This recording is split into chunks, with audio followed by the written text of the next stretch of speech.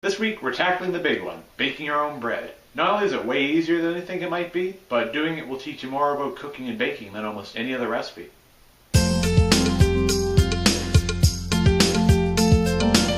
It's important that you use bread flour. It's no more expensive than normal flour, and it'll give you way better results. Today we're also using 60 grams of honey, 4 grams of salt, and 8 grams of yeast. Yeast is another thing. Here we're using quick rise yeast instead of traditional yeast. This way we can add it straight to the dough without having to screw around with it like we'd have to with traditional yeast. We're also using 550 grams of water. You're going to have to vary depending on how humid your kitchen is that day. Make sure it's warm but not hot. I shoot for around 40 degrees Celsius. If you don't have a thermometer, seriously, get one. They're like $8 at the grocery store.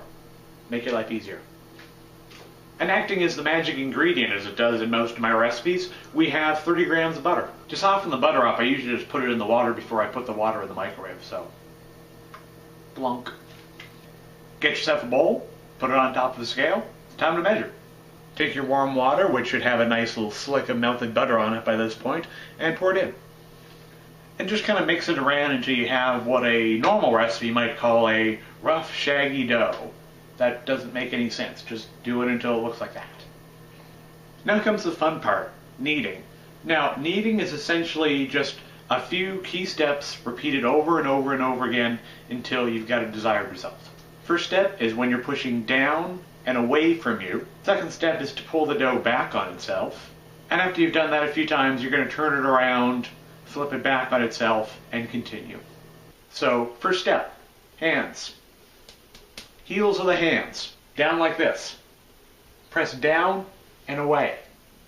Pull back. Turn. Flip. Down and away. Pull back. Turn. Flip. Down and away. Pull back. Turn. Flip. And so on. After you've done this a few times, you might find the dough becoming increasingly sticky. That's when you want to reach for a handful of flour, sprinkle it on top. Remember, as I always say, you can always add more. You can't take away. So start slow.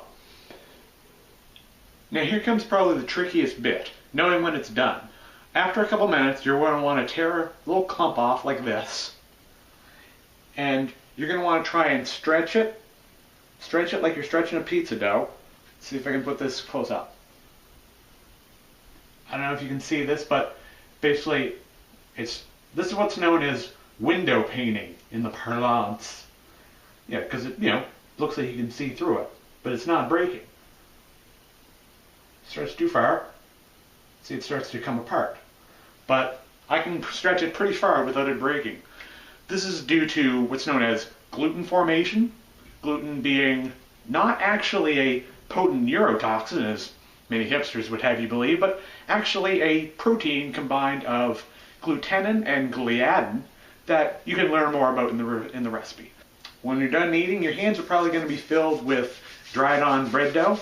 Just rub them together and it'll come right off. Don't try to use water or it'll actually clump on even worse. Plonk. Now it's time for some plastic wrap. Wrap things up and then let it rise for 45 minutes. Time's up. Let's pop the bread out.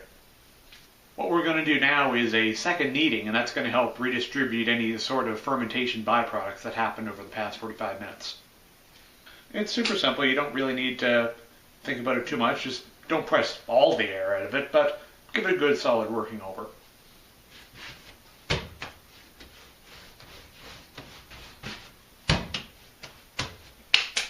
Standard loaf pan. Cover it loosely with the same plastic wrap you took off the bowl and let it rise 20 minutes.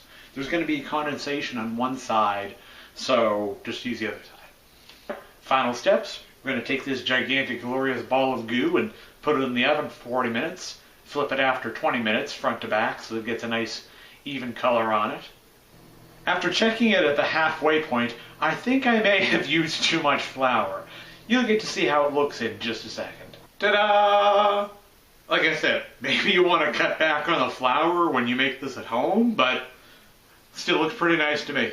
Let's let it cool for 5 minutes in this, and then we're going to depan it, put it on the rack, and let it cool for the rest of the time. In all, I'd like to thank you very much for watching this week. You can follow me on Twitter at TasteSmithHFX. You can check out the full companion recipe post to this on tastesmith.ca. And of course, you can subscribe for more videos every Saturday morning. Have a great week.